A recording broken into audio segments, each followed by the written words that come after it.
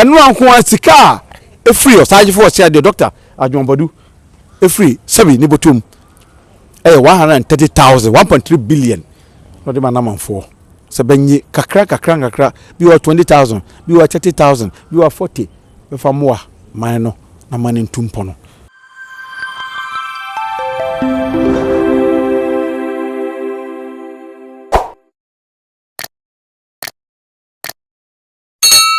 nkomotwetwe ya betwetwe menne onabo Frank Kumi ya dodo na freno onabo Aseibu eno na nkwada ne mpani dodo na ade freno oye ankane aban na musini anase district chief executive ewo Doma East na ene ya ye kasa ide oye chief of staff edema Osagyefo Osiade Dr. Agyeman Badu eduane piesie yene yewura na ebetwetwe sa nkomoyi ne santi wadaroma kan wana yenhye nkomotwetwe ne nyina ase na wadaroma mo atena ase o joso ne se utumfo wadaroma ahoden wo ho na me ne wadaroma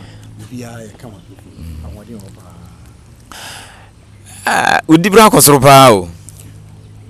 nyame yeda sedabe ma nyankopon na aduana nsamanfo bene ba ma yaduru sei enti yene honabo na etwetwe nkomo no honabo science ye aid sana mete na na ente sa special aid to Dormaahene eno adwuma no chief of staff yeah. Enti wanaroma yenhwe ye pese ye te bibi efa yewura ho Osagyefo Osiade Dr. Agyeman Badu a otoso mienu pese te bibi fa no ho se de odi na wodai wanaroma se ye ka nana Agyeman Badu a wone hwan yo wodi ya mfa kwanya weso na wase oboga ade fefa ho ye madomamane em se ho hyase di yachi akere yie na yani so Osagyefo Osiade Dr. Agyeman Badu de ho ye nyina da bia ohu em se wodi ho ni tua enura na eda kase madomamane na ni tia o man se beka se Osagyefo Osiade Dr. Agyeman Badu amamu wase beka oni papa kope sabi edomani ba na ne papa is director of education na mame Dormaahene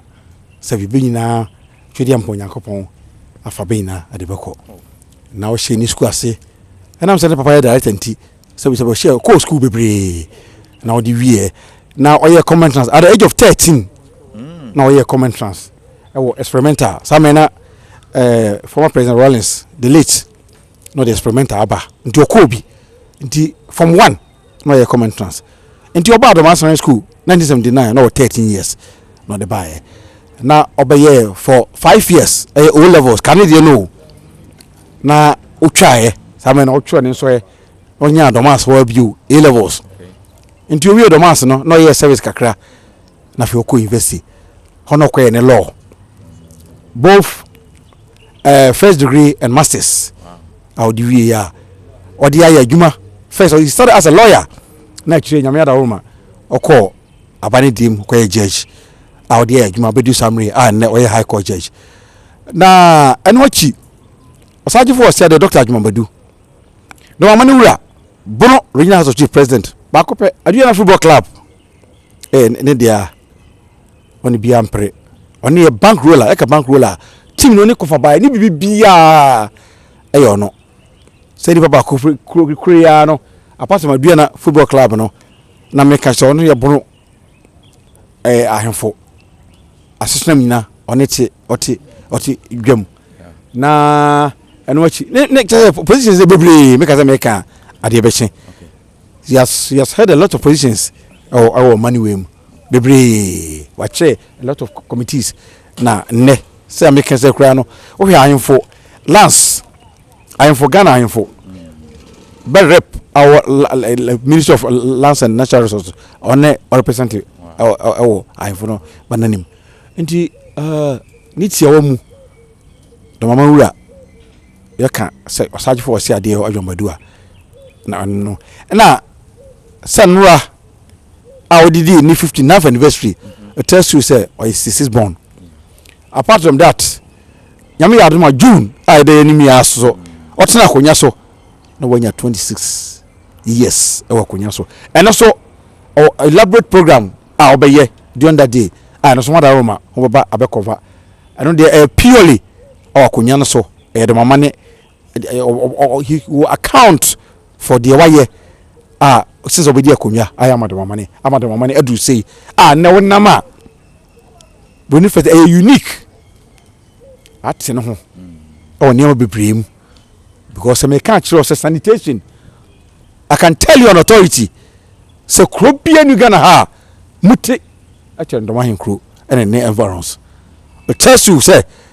oye nana sebi so o ha me say ni fa so o ye me say be kun so ato cars nebo I can't even account for the prices of the vehicles ni ya for the sanitation for yenipa ya wote your car single-handedly o ma we tell me kroba ko a car enama na epra ko Dubai and US and UK penny be cars ni bi catch them say o man we krobi wo ha auto car ni bi a o de proper ni manim amama no muti our car enama sabi efa bags that means a picky onye sika na onya no o de hwe man no o mama no bie nya ho mfaso enu anko antuma 2,500 pieces na o chema na manfo what I say nana ikuro ya no o sidan sababi a police vote and divisional police division Osagyefo o say Dr. Agyeman Badu asidi achebe babi a ADB bank babi a zia bank no wono bank ni tika krabe Osagyefo no see o hotel one of the biggest hotels our Ghana ha aka akra na wawie eso de amaman no it tells you say o selfless but you can say be selfless just nya ne ho na odwene man na bedni si akonya so no enti say o say Dormaahene sabi na manfo edi na former na ye bibi social na say owo ahobrase what I say hwe say old festival so hwe ya Dormaahene school high school akoya na ama mata sane me ka no from 1 to upper 6 ono kwa best schools okọ no hu say best no nkura no ba bia bededa no nye best of the come out no I don't just want to mention it but sane mo ina also osan plans are when anima very soon those plans will also be unveiled at the actual man until who say and I want to say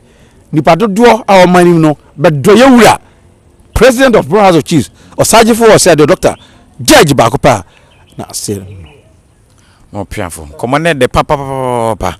na wadaro ma chese mesese ana chese bra de ndisi akonwa so na owo mfrinje aduonu miensa no dia samiensa 33 because 59 plus 23 yes exactly enti yemhwe na ne wofa na yete adwa so anase na ne nua bi na ne nana okay ne nana this year nimpon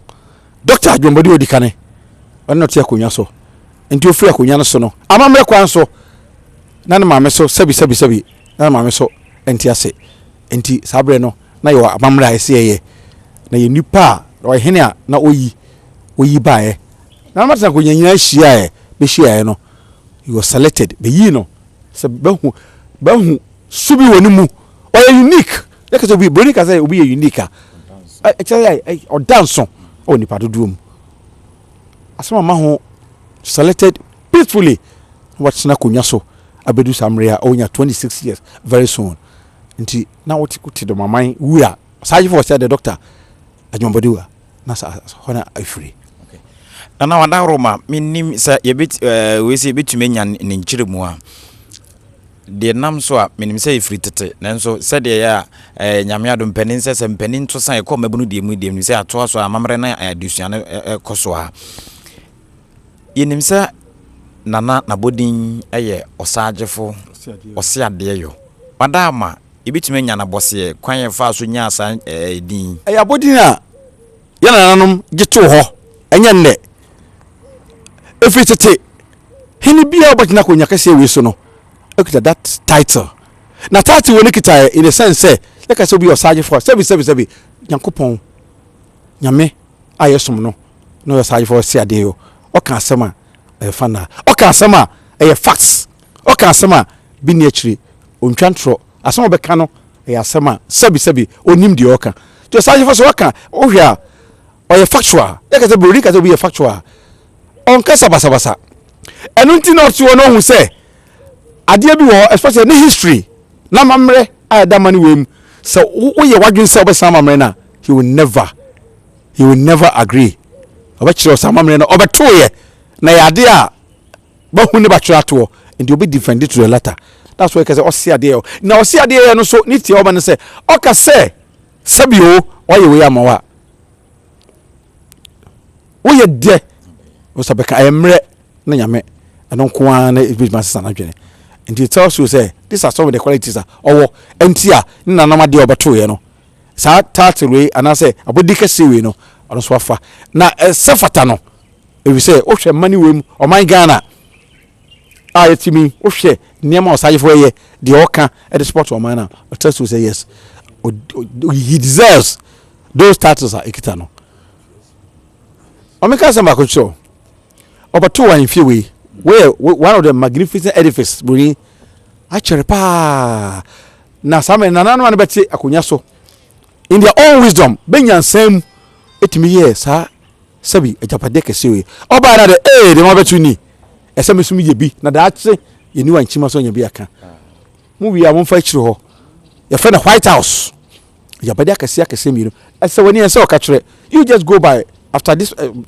building obakwa ko hu de onso yesio na da ache oni ho a de obetina ko nyinchima no so anya bi aka benya bi atena na de ho na nansa na de nkomo hwehwe no bekọ na wie wanda Roma ye betimi ehu Osagyefo nana ne yere din asori anana ko ne ma dama nana wese ya kan wese a Methodist na mame Methodist ndi hono okọ asori sister ana lady ana Agyeman Badu nana yere ono so ani ne kunu nyina ekọ Methodist nana awo ma miensa ankra ne miensa nyina first one Germany the masters science second one masters in law he has just completed oba manu yemienu na be ma bako na third born so also enter university akọ ne second year omu nyina German ho na omu wo sua de nti na briefly na busua sebe nere enenema aso ho no reba ako ama miensa okay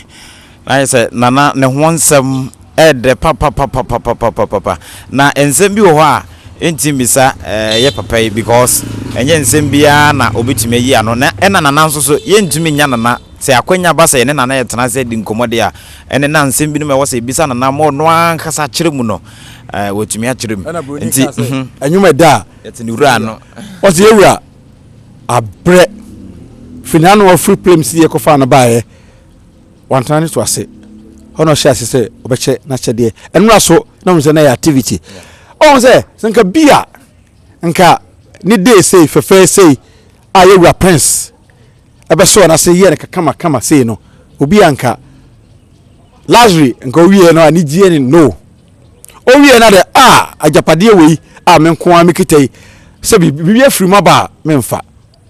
antuma 2500 pieces no start free Dormaahene nkruha no de bi call wonfie no de bi call asotia no de bi call domakwam ochina ya me yadoma obeto so akontanim na be wie no chemasu nti these are the places opesa o chentuma no e de manamanfo o che so ancha do nko a eno anko a sika e free Osagyefo Osia de Dr. Agyeman Badu e free sabi ni botum 130,000 1.3 billion no de manamanfo se benyi kakra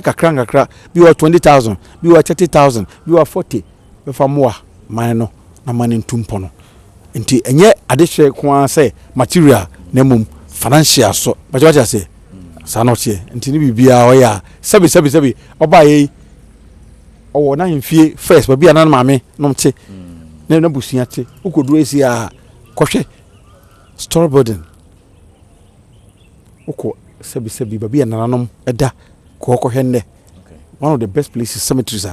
or the carry anom the bia ye be try say ye be kwa kohwe na wadaroma we ya be ka hu ide na memisa we me de maso toto famu abra me ba doma krodu emu enya ne ntete say emre kwa animu no na ede nhye egu akwamu say emofra ye be won no betu oka o share sabo we mra o kan say obema mining company bi abane manma na responsible mining ade e fe ne galamsey is completely out. Ade e fe ne galamsey is completely out because he is among the chiefs and Ghana mine personalities be fight against galamsey. Engineer de no ade gold na was assassin e aban dia assassin na gold no e na no be dia enti ansa na obanya kwan abadoma mani ha abasai obeye mining no na woni abane ahyemra aban mra bi ode ama no wodi so ansa wonya won krata edeba na ohwe se bobi lawyer de ana obi o judge de oni mra na ohwem na wo sese wo fata so obeba na makwan ono na tankunya tena se na achechebe mu de opesa wo ye adwuma so wo ye no so ona machire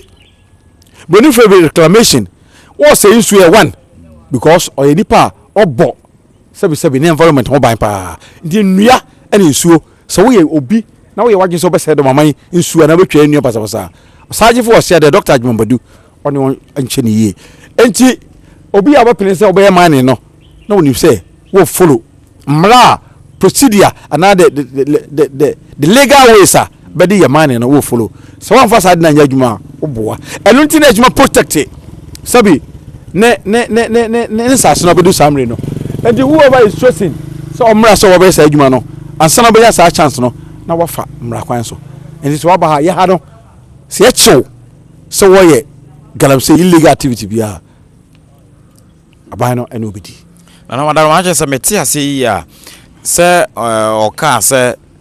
wona we responsible eba no man ni mu a oba ha so ba bitu fuma gudie yi dia obehwe na saa asem oka se mofra ebe wo no bitu kana ye se de bitima possible okay summary ya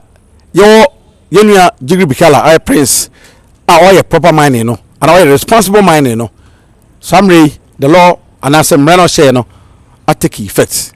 say nkra no kakra system no ebe show mo kakra say de oka no ntia no so mra Dormaahene ntia fe no se ade no oka asema is fana enti sa no eba na sa yesika be kwa akoto o account mu ana na yesika nso be sign dodo no be say our system num ewo traditional council enti ye de akoto hospital administration aba my nkra na ebe wo mo no ti omo de ba ni ehun be parents baby abeti baby abewo ebetimi atima ko mo easily nti e basa na no an say be invite parents no maba then we start giving out the donations to them. That's what we do. Nti wanda masa no na say de ye ntumi hu se bia teku ana asempo ana se Dormaahene ene na atrankonya ko an what that right amhu se senate anhwe yi a na makoka asem bia sabi bia na which I don't want to trace what sa pepe sanity mene Honorable Frank Kumi awoye ankane aban na musini mekire district chief executive ewo Dormaahene East dodo na freno Honorable Asebu